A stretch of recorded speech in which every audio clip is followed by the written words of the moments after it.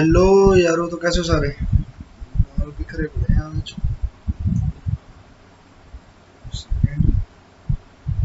चलो, कोई नहीं।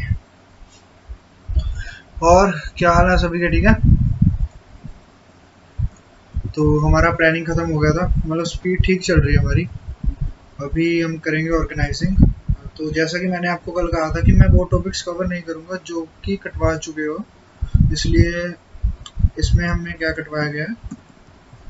एक सेकंड, ये functional, formal and informal organisation, ये शायद कटवा दिया है हमें सारा। ये शायद कटवा दिया है हमें, ये सारा कटवा दिया है। डिफरेंस भी नहीं है। हाँ जी। तो मेन मेन जो चीज़ें हमें करनी है वो यहाँ तक करनी है, फॉर्मल इनफॉर्मल से पहले, मतलब जो वो उसका प्रोसेस वगैरह। ठीक है। वो मेरे मुंह पे क्या आ गया? हट जा यार, ओए हट ही नहीं रहा कमीना। हाँ, हट गया, हट गया। तो चलो स्टार्ट करें फिर। हाँ, ऑर्गेनाइजिंग। ठीक है। हाँ, वो कह रहा है कि अगर हम अभी हमने एक बार प्लानिंग डिसाइड कर लिया, हमने जो मैनेजमेंट का फर्स्ट फंक्शन है वो पूरा कर लिया। उसके बाद आते हैं हम ऑर्गेनाइजिंग पे। मैनेजर्स हैं जो मैनेजर रिस्पॉन्सिबल है for designing organisation structure. Second pencil.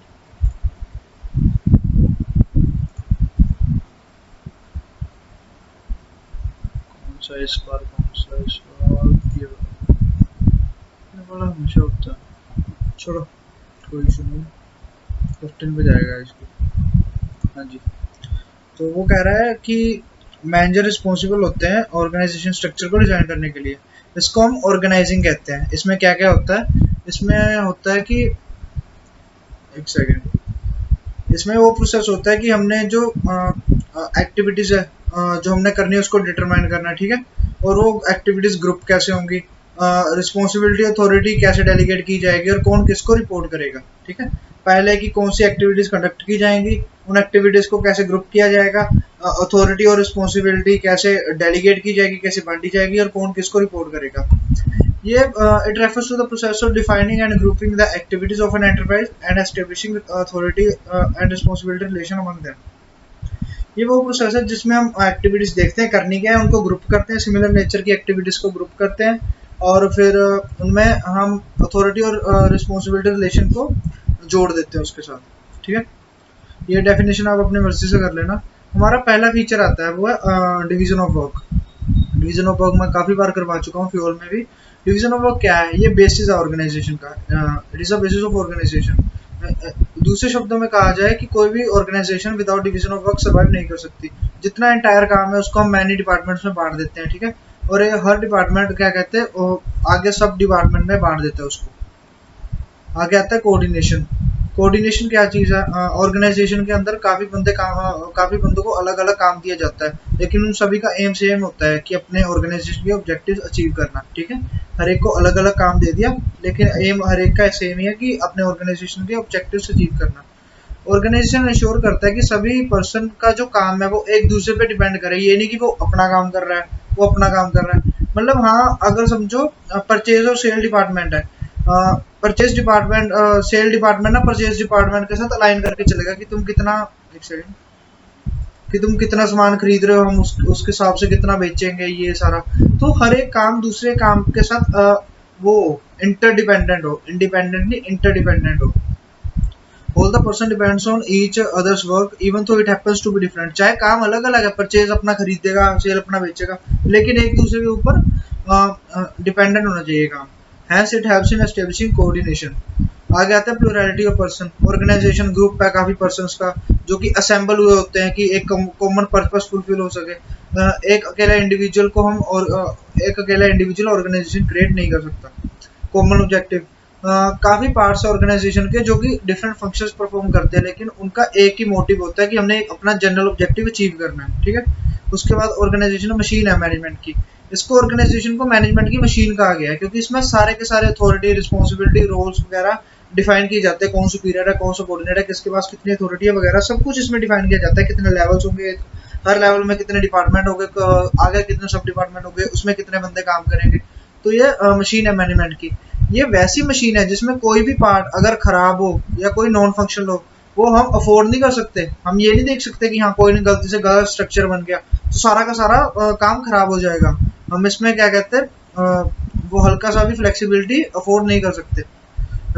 दूसरे शब्दों में कहे कि अगर समझो डिवीजन ऑफ वर्क नहीं हुआ अच्छे से, या हमने क्या कहते हैं पोस्ट ठीक से नहीं बनाई या बांटी, तो उससे भी काफी ज्यादा नुकसान हो सकता है और हमारा पूरा का पूरा मैनेजमेंट का सिस्टम कोलैप्स हो सकता है। ठीक है, एक सेकंड यार। हाँ जी,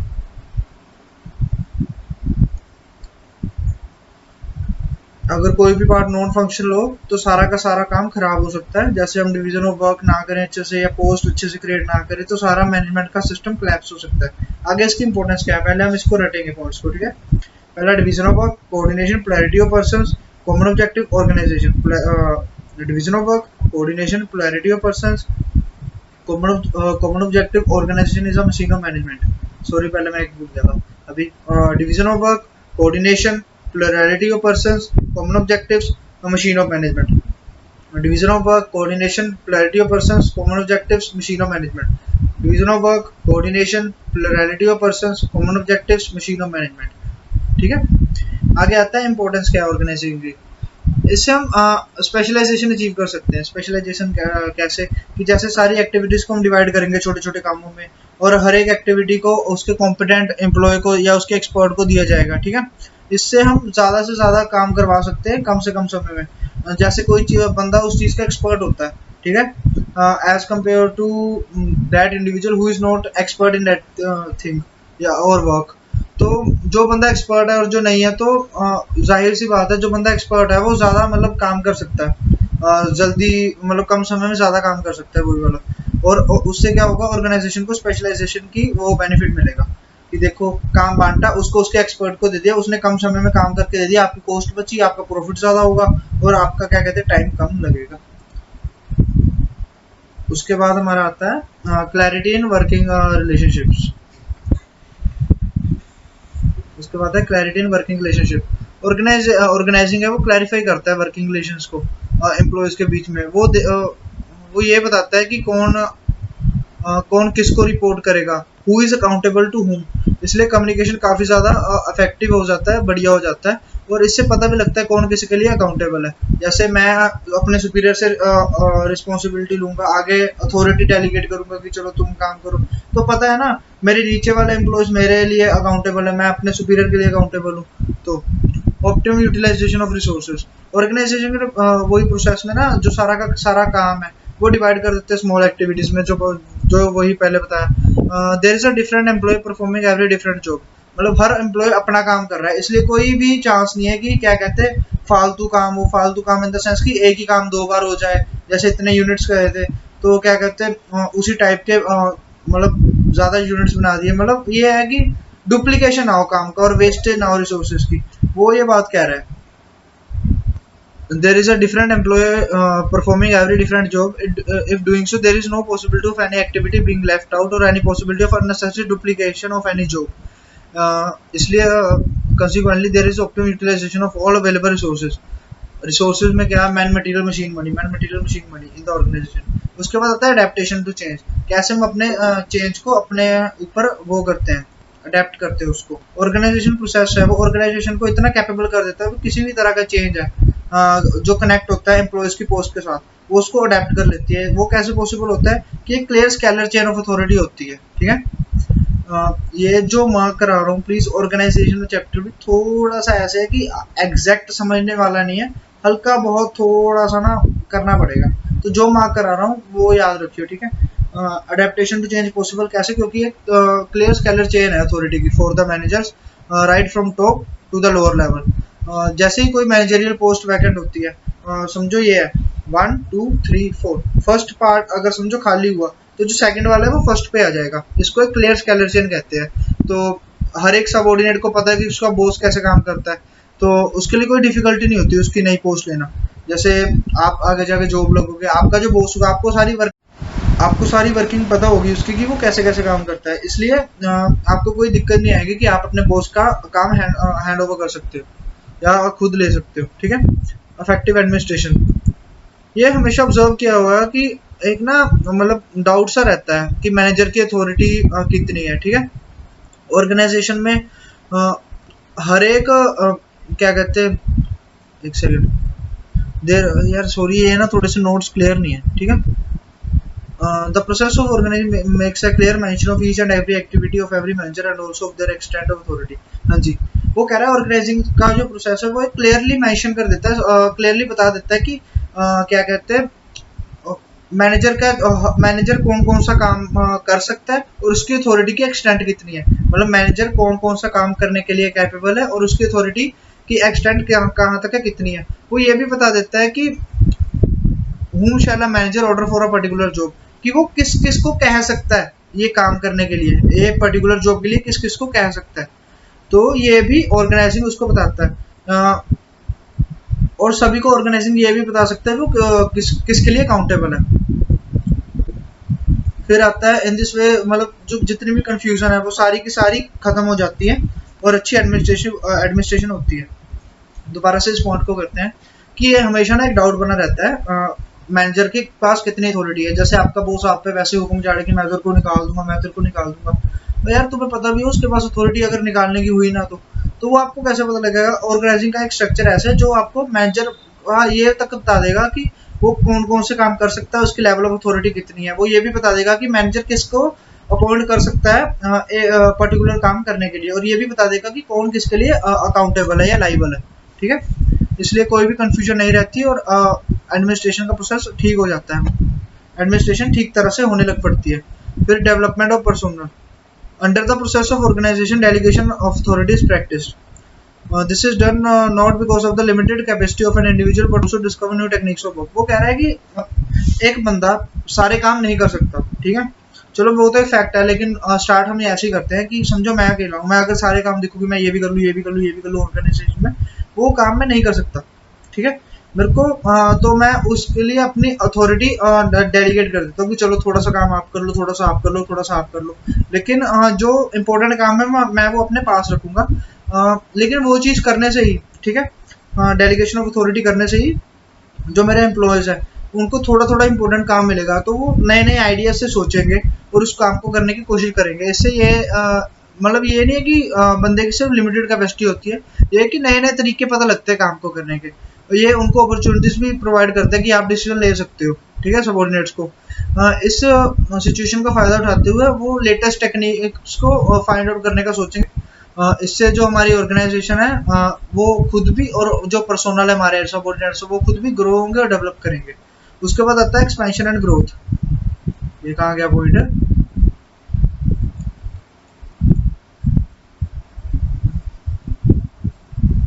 ये क्या हो रहा है भाई?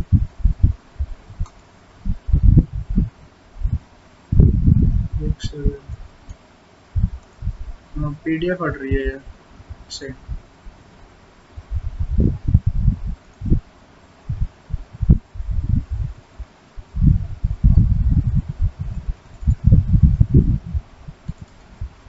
दोबारा से स्टार्ट करूँ?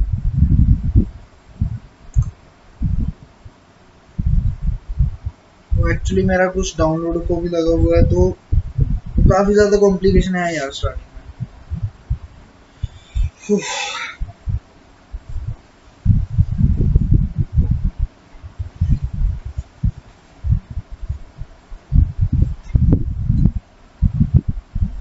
वैसे चलो ये वैसे लाइव लेक्चर तो है नहीं, लेकिन तुम में से एनीमे देखते हैं क्या कोई? मतलब मेरे को पर्सनली काफ़ी ज़्यादा पसंद है। मैं सच्ची बताऊँ, ये ना वैसे ही मारते हैं कि हाँ +2 में इतना पढ़ो, इतना पढ़ो, इतना पढ़ो। मैं तो बड़े मज़े से करना पड़ता, बाद में एनीमे देखता था बड़े आराम से। तो मतलब एनीमे देखना, सारा सारा दिन नारुतो देखना मैंने, और 10-10 एपिसोड देखने उसके। मतलब मेरे को कोई कहता भी था ना कि हाँ चलो पढ़ लो, मैंने कहा नहीं, अगर मैं ये पढ़ूंगा, ये देखूंगा तो मेरे से पढ़ा जाएगा अच्छे से, नहीं तो उतनी इफेक्टिवनेस या इतना अच्छे से मैं नहीं पढ़ पाऊंगा। तो मतलब जो आप काम जो आपको पसंद है ना, अगर वो अपना साथ में कर लेते हो तो और ज़्यादा अच्छी आउटपुट आती है। ये नहीं कि आपको जो चीज़ पसंद है आप उसको छोड़ दीजिए, चलो एक एक्सटेंट तक डिस्ट्रैक्शन की, ये भी नहीं कि सारा सारा दिन पबजी खेली जाओ, वो भी नहीं, लेकिन ये है कि एक ठीक ठाक हो ना, तो सब कुछ बढ़िया चलना चाहिए, मतलब ना ज़्यादा ये ना ज़्यादा वो। आशा करता हूँ आपको मेरी बात समझ आई हो। यार किसी दिन ना, वैसे अभी मेरा वो इतना बड़ा है नहीं फैन बेस, मतलब इतना हुआ नहीं हो, लेकिन जैसे धीरे धीरे बढ़ रहा है, अगर किसी को भी एक आधी वो रखनी हो ना, जूम मीटिंग या गूगल मीट, मतलब कोई भी आपके पास डाउट्स हो, वैसे तो आप कभी भी मेरे को कॉल कर सकते हो, मैंने शायद नंबर बताया था 8837822278। मतलब अगर किसी को डाउट पूछना तो ठीक है, लेकिन अगर मतलब एक कलेक्टिव रिक्वेस्ट आए कि हाँ एक गूगल मीट या जूम मीटिंग रखते हैं, तो मेरे को बताइए यार, मेरा भी बड़ा मन है। मैं सारा दिन ऐसे ही ऑफिस में बैठे रहना, लोग नहीं। ये यार मेरे को लग नहीं रहा, पता नहीं ये पीडीएफ करप्ट थी क्या है।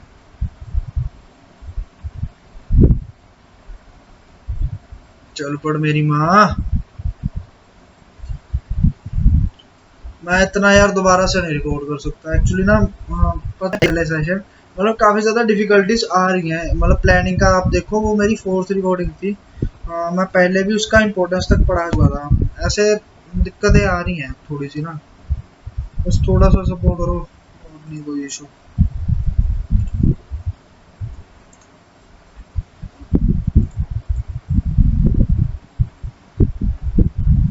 लेकिन अब नहीं यार ऐसे लेक्चर बंद किया करने में, मैं नहीं चाहता कि मेरा वैसे टाइम वेस्ट हो, कि हाँ मैं फिर बंद करके फिर बनाऊँ, फिर बंद करके। अगर बंद हो जाएगा ना ऐसे, मतलब मेरी रिकॉर्डिंग चल रही हो लेकिन वो बंद हो जाए, तो मैं फिर भी अपनी पर्सनल बातें थोड़ी सी करा करूँगा आपके साथ, ठीक है। हो जा हो जा हो जा हो जा हो जा हो जा हो जा हो जा हो जा हो जा। ओ वाह, गेम डाउनलोड होगी, बाद में करते हैं इसको। हाँ अब चलेगा। गेम डाउनलोड लगाई थी मैंने। हाँ देखा ना, अब चलेगा, मैंने कहा था आपको अब चलेगा ये। हाँ अब देखो कैसे भाग भाग के चलता है ये साला। ऑर्गेनाइजिंग कहाँ पे है ये? आजा आजा आजा आजा। ये क्या हो रहा है? हाँ जी, ये यहाँ से गायब हुआ था। चलो किसी और दिन पर्सनल बातें सही। ठीक है, एक्सपेंशन एंड ग्रोथ। जो खुश जो प्रोसेस है ऑर्गेनाइजेशन का, वो एम्प्लॉयज को लो करता है कि वो अपनी फ्रीडम से डिसीजन ले सकते हैं जिनसे उनकी ग्रोथ होती है। हाँ ये ना मेरे को। हाँ ये क्या है? हाँ जो प्रोसेस है ऑर्गेनाइजिंग का, वो एम्प्लॉयज को लो करता है कि वो अपनी फ्रीडम से डिसीजन ले सकते हैं जिनसे उनकी ग्रोथ होती है। वो हमेशा रेडी रहते हैं न्यू चैलेंजेस फेस करने के लिए। ये सिचुएशन है उनकी ये सिचुएशन है, जो अगर हर एक एम्प्लॉय अपनी फ्रीडम से डिसीजन ले सकता है और हर एक एम्प्लॉय की ग्रोथ हो रही है, तो सोचो कितने लाखों एम्प्लॉयज की अगर ग्रोथ होगी, उनका मेंटल लेवल बढ़ेगा, तो पूरी की पूरी एंटरप्राइज या आपका ऑर्गेनाइजिंग या आप कंपनी की को डेवलपमेंट काफ़ी ज़्यादा ऊंचे स्तर पर होगी। इससे हेल्प क्या होगी, इससे अर्निंग बढ़ेगी, अर्निंग कैपेसिटी बढ़ेगी एंटरप्राइज की, जिससे उसकी इंटर्न डेवलपमेंट होगी। मतलब एक के साथ दूसरा, एक के साथ दूसरा जोड़ा हुआ है। मेरे को वही ना, इसमें राइटिंग नहीं सही लगती, इसकी गंदी बड़ी लगती है राइटिंग। वहां पे भी मेरी बात सुनो, डिसीजन था, अभी मैं बताऊँ यहाँ पे अडेप्टेशन टू चेंज में भी डिसीजन था, ऊपर से क्या इफेक्टिव एडमिनिस्ट्रेशन में भी डिसीजन था, डेवलपमेंट में भी डिसीजन था। अब ये थोड़ा बहुत ना, इसलिए कह रहा हूँ मार्क कर लो। ऐसे ना मेरे को भी ये दिक्कत आती थी कि डिफरेंस नहीं पता लगता था पहुंच में क्या है। ऊपर जो हमने एक्सपेरिमेंट किया उससे ये क्लियर हुआ कि जो ऑर्गेनाइजिंग का प्रोसेस है वो क्लियरली डिफाइन करता है पोस्ट को, रोल्स को, अथॉरिटीज को, रिलेशंस को, और एक स्ट्रक्चर बनाता है जिसकी वजह से हम जो ऑब्जेक्टिव्स डिफाइन किया है प्लानिंग के अंदर, उसको हम रियलिटी में बदल सकते हैं, यानी कि उनको अचीव कर सकते हैं। ऑर्गेनाइजिंग की सेम इंपॉर्टेंस है मैनेजमेंट के लिए as a structure of bones in the body. Oh, दिल पे लगी बात ये, कि जो हमारी हड्डियों की हमारे शरीर के लिए वो है ना इम्पोर्टेंस, वैसी ऑर्गेनाइजिंग की मैनेजमेंट के लिए।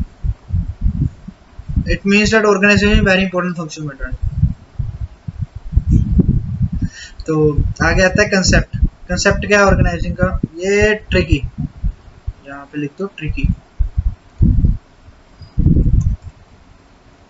Tricky tricky. कंसेप्ट क्या है ऑर्गेनाइजिंग का? कंसेप्ट को ना हम दो चीज़ों में बांटते हैं, एज अ प्रोसेस और as a structure of relationship. Organising को हम एक तरफ उसको एज अ प्रोसेस मानते हैं, एक तरफ उसको मानते हैं as a structure of relationship. अब एज अ प्रोसेस में क्या कहते हैं, अकॉर्डिंग टू द फर्स्ट, पहले हम इसको अच्छे से पढ़ेंगे, ठीक है, वो क्या कह रहा है। According to the first concept of organising it has been considered as a process. दूसरे शब्दों में कहा जाए, organising is not a function that can be performed at a single stroke, but it is a chain of various functions. It includes getting information about objectives, deciding various activities and grouping them, determining important activities, allowing authority and responsibility, etc. Organizing related to human beings and human conduct is deeply affected by the condition of work, their competency, capability, changes in the internal and external environment in the organization. The process of organizing has also be changed according to these changes. Hence, organizing as a process can also be described as a dynamic environment. A detailed information about as a process will be provided. ये नहीं हुई, यहाँ से पढ़ते हैं हम दोबारा से। तो वो कह रहे हैं कि हमने ऑर्गेनाइजिंग को एज अ प्रोसेस लेते हैं, क्यों? क्योंकि ये ना चेन है काफ़ी फंक्शन की, इसमें एक फंक्शन नहीं करना, काफ़ी ज़्यादा फंक्शन करने हैं। इसमें क्या आता है, इसमें ऑब्जेक्टिव्स की इंफॉर्मेशन लेते हैं, इसमें हम ना काफ़ी ज़्यादा एक्टिविटीज़ डिसाइड करते हैं, इसमें हम उन एक्टिविटीज़ को ग्रुप करते हैं, इसमें हम देखते हैं कि इंपॉर्टेंट एक्टिविटीज़ कौन है, या एज इट इज़ लर्न करना पड़ेगा, इसमें हम डेलीगेट करते हैं अथॉरिटी एंड रिस्पॉन्सिबिलिटी।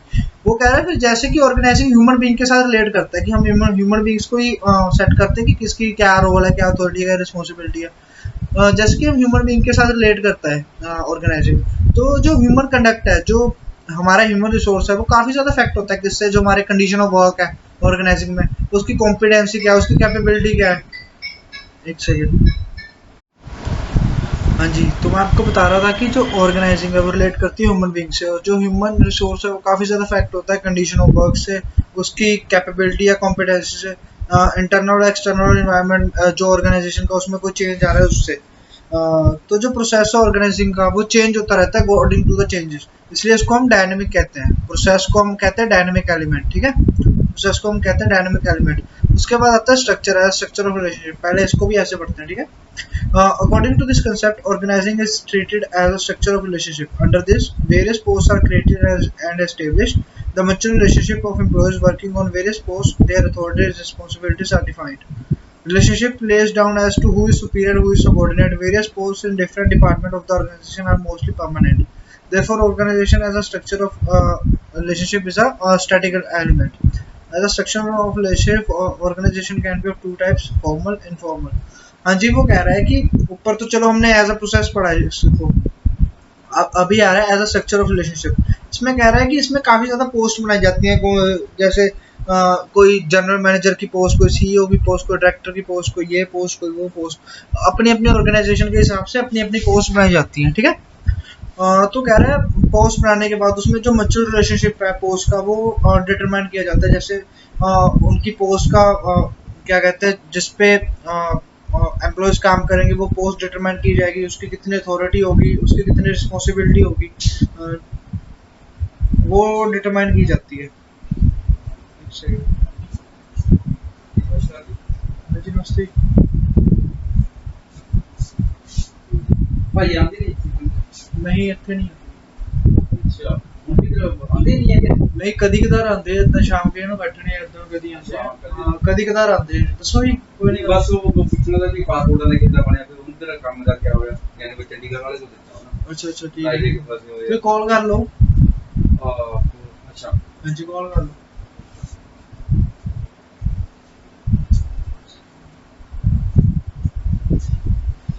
डॉक्टर भैया कहां से है?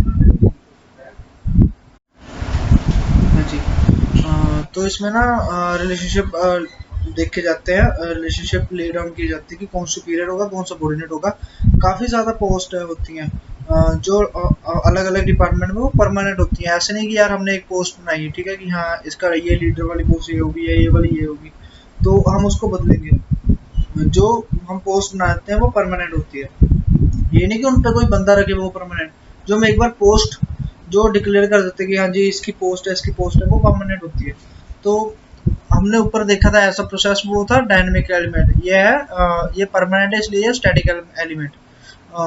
ये कह रहा है कि ये जो as a structure of relationship है दो तरह का होता है, एक फॉर्मल स्ट्रक्चर, एक इनफॉर्मल स्ट्रक्चर, जो कि डिवाइड होता है ऐसे ही, फॉर्मल ऑर्गेनाइजेशन, इनफॉर्मल ऑर्गेनाइजेशन। अब इन दोनों में कंपैरिजन देखते हैं। पहले तो सिमिलैरिटी यही है कि ये दोनों ना बिजनेस ऑर्गेनाइजेशन से कंसर्न करते हैं। मतलब ये कह रहा है कि business organisation is looked upon as a group of different parts under both the concepts is looked upon as a group of different parts under both the concepts. These parts are both tangible and intangible. Tangible वही human material machine money, intangible authority responsibility function.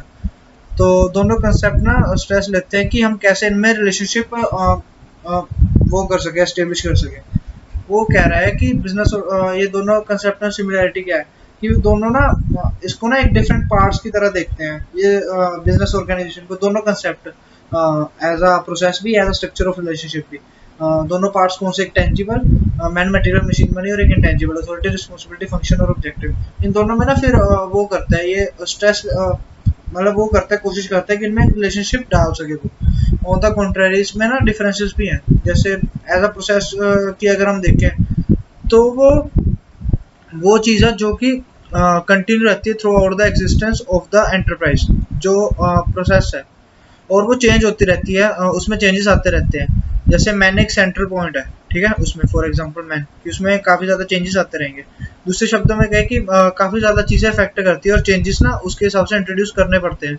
और दूसरी तरफ अगर structure of relationship की बात करें तो जो पोस्ट है वो एक बार एस्टेब्लिश हो जाए ऑर्गेनाइजेशन में, और अथॉरिटी और रिस्पॉन्सिबिलिटी अगर हर एक पोस्ट की ना वो कर देते हैं, डिटरमाइन कर लेते हैं, एस्टेब्लिश कर लेते हैं, इसलिए वो परमानेंट रह जाती है। ये नहीं कि वो बार बार हम उस पोस्ट की अथॉरिटी रिस्पॉन्सिबिलिटी या उस पोस्ट का कुछ ना कुछ चेंज करते रहे।